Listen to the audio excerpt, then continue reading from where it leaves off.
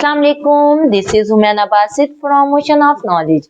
तो आज हम कर रहे हैं मैथ 8 की रिव्यू एक्सरसाइज 10 का क्वेश्चन नंबर 1, जो कि है 4 options are given below for each statement in circle the correct one.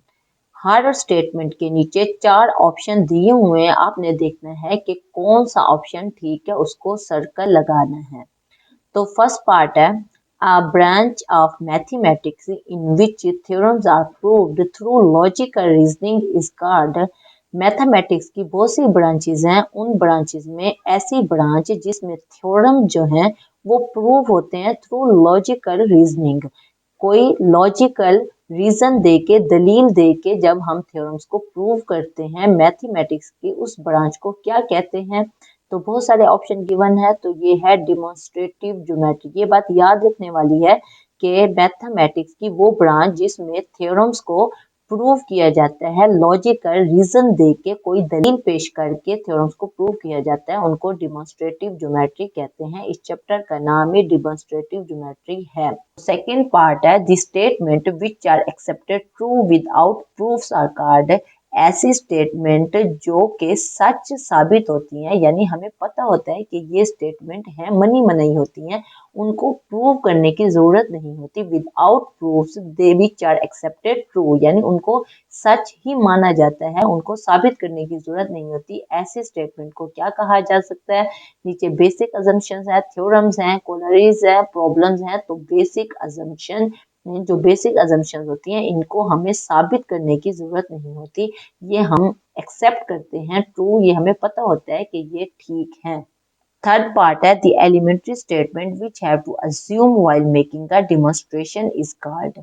अब ये बात भी याद रखने वाली है, एलिमेंट्री स्टेटमेंट यानी इब्तिदाई statement which we have to assume, जिनको हमें अज्यूम करना पड़ता है, फर्ज करना पड़ता है व्हाइल मेकिंग का डेमोन्स्ट्रेशन। ऐसी एलिमेंट्री स्टेटमेंट डिमॉन्स्ट्रेट करते हुए जो हमें अज्यूम करना पड़ता है, फर्ज करना पड़ता है, वो इब्तिदाई स्टेटमेंट, उसको कहते हैं पोस्टुलेट। ये तीनों हमें याद रखने वाले हैं। आप याद रखो कि मैथमेटिक्स की वो ब्रांच जिसमें थ्योरम को प्रूव किया जाता है, लॉजिकल रीजन थे तो उनको डिमॉन्स्ट्रेटिव ज्योमेट्री कहते हैं। ऐसे स्टेटमेंट जो ट्रू होती हैं उनको प्रूव करने की जरूरत नहीं होती, वो हमारे बेसिक अजम्पशंस हैं।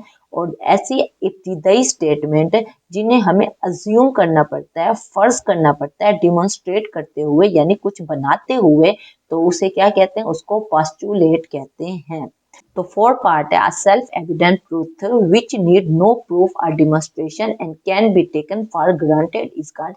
ऐसी सच्चाई जिसको प्रूफ या डिमॉन्स्ट्रेट यानी करने की जरूरत नहीं होती, कैन बी टेकन फॉर, उनको कंफर्म समझा जाता है, उनको क्या कहते हैं। ऑप्शंस हैं पोस्टुलेट, थ्योरम, प्रॉब्लम, एक्सियम।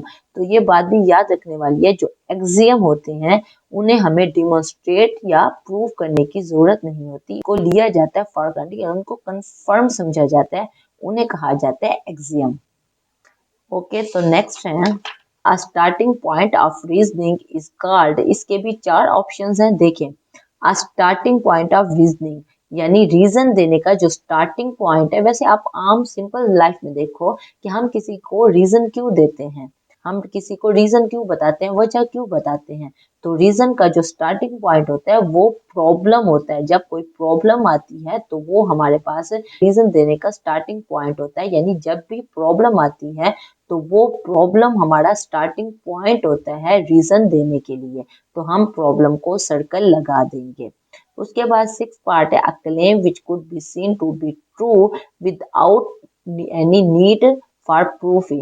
ऐसा क्लेम, ऐसी चीज which could be seen to be true, जिसको ट्रू समझा जाता है without any need for proof, जिनको प्रूफ करने की जरूरत नहीं होती।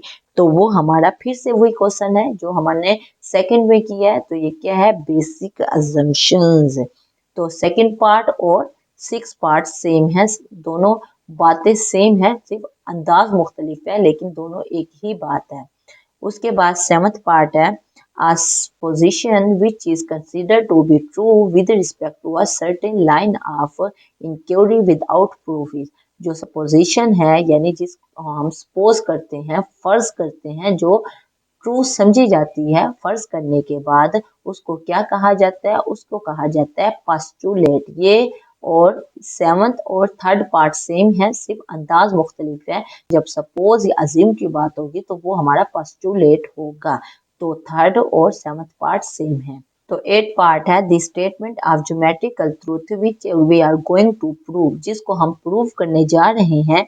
ऐसी ज्योमेट्रिकल सच्चाई की स्टेटमेंट जिसको हम प्रूव करने जा रहे हैं उनको क्या कहेंगे, उनको इन्यूशिएशन कहेंगे। ये सारी बातें याद रखने वाली हैं, आप अच्छे तरीके से याद कर लें कि जिसको हम प्रूव करने जा रहे हैं ऐसी ज्योमेट्रिकल सच्चाई की स्टेटमेंट को क्या कहा जाता है, उसको कहा जाता है इन्यूशिएशन।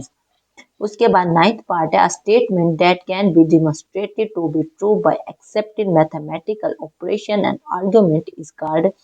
ऐसी स्टेटमेंट जिसको हमने डिमोन्स्ट्रेट किया है, ट्रू साबित किया है बाय एक्सेप्टेड मैथमेटिकल ऑपरेशन, जिसके ऊपर मैथमेटिकल ऑपरेशन किया है और आर्ग्यूमेंट दिया है, इज कॉल्ड। तो ये क्या होगा, इसका हम थ्योरम पे करेंगे। थ्योरम को हम साबित करते हैं, डिमोन्स्ट्रेट करते हैं, उसको ट्रू करते हैं बाय एक्सेप्टेड मैथमेटिकल ऑपरेशन। तो हम ऑपरेशन करते हैं और उसके बाद हम उसको ट्रू साबित करते हैं, डिमोन्स्ट्रेट करते हैं, तो वो हमारा क्या है, वो हमारा थ्योरम है। तो लास्ट पार्ट है the result which can be inferred directly from the theorems. जो रिजल्ट होता है जिसको हम डायरेक्टली कंफर्म मानते हैं वो फ्रॉम द थ्योरम, थ्योरम से जो बात साबित होती है तो वो क्या कहा जाता है, उसको कहा जाता है कोलोरली। तो सी को हम सर्कल लगा देंगे। आपने देखा होगा थ्योरम के एंड में, मैं आपको दिखा देती हूँ, देखें ये पिछले पेज पे पेज नंबर 158 पे थ्योरम दिया हुआ है, उसके बाद कोलारीज दिए हुए हैं, यानी ये वो रिजल्ट हैं जो हमने थ्योरम से ड्रा किए हैं। तो यही बात वो कह रहा है, the result which can be inferred directly from the theorems. इसका जो थ्योरम से हमें रिजल्ट मिलता है उस रिजल्ट को जो हम लिखते हैं वो क्या होता है, वो कोलरी होता है। ये सारा क्वेश्चन आपको याद करने वाला है कि क्या चीज क्या है। तो कोई कंफ्यूजन हो, कोई मसला हो, कोई बात समझ ना आई हो, आप नीचे कमेंट में पूछना, मैं इंशाल्लाह कमेंट बॉक्स में उसका डेफिनेटली जवाब दे दूंगी। तो अपना ख्याल रखिएगा। ओके, फिर अल्लाह।